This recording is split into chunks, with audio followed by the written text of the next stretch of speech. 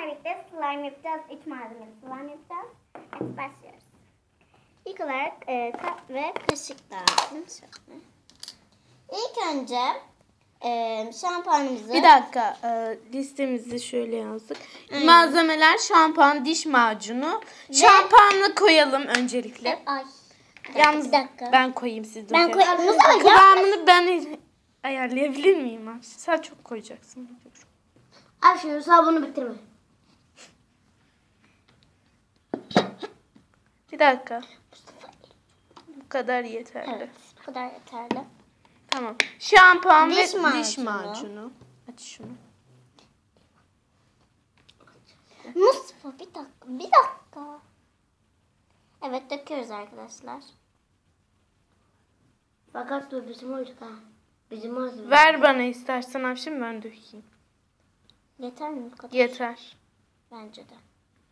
Ve bu iki malzemeyi güzelce karıştır. Yalnız tam sen karıştır. Ya böyle yapacaksanız bir kişi yapsın ya. Ne kadar şeysiniz. Ya ben bu oruçlu be. Arkadaşlar hemen katılaştı arkadaşlar.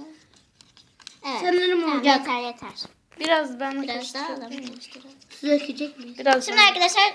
Ama iyice karıştırmamız lazım. Çeker misin Afşin biraz? Sabun bence çok az. Arkadaşlar gördüğünüz bence gibi. Yeterli Mustafa. Hepsi yeterli.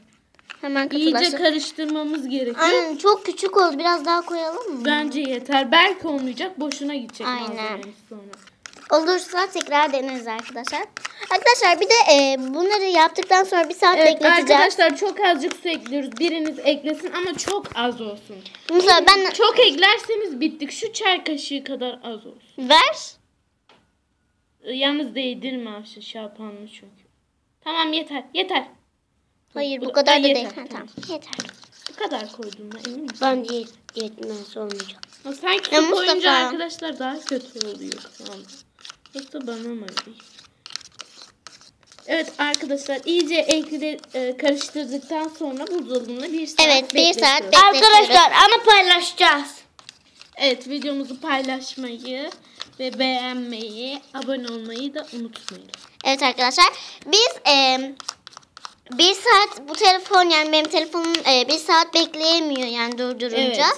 O yüzden başka bir videoda sizlere slime'ımızı göstereceğiz. Slime'ımızın sonucunu tabii olursa başka bir videoda göstereceğiz mutlaka. Bence çok güzel. Kıvamı oluştu. Şimdi bunu buzdolabına bekleteceğiz. Evet. Kapatalım. Bir süre bekleteceğiz. Ağzı açık kal. Hayır, kapatacağız tabii ki. Evet. Slime'ımızı kapatıyoruz arkadaşlar. Bir saat buzdolabında bekletip diğer videoda size sonucunu gösteriyoruz. Evet. Hoşçakalın. Hoşçakalın. Evet.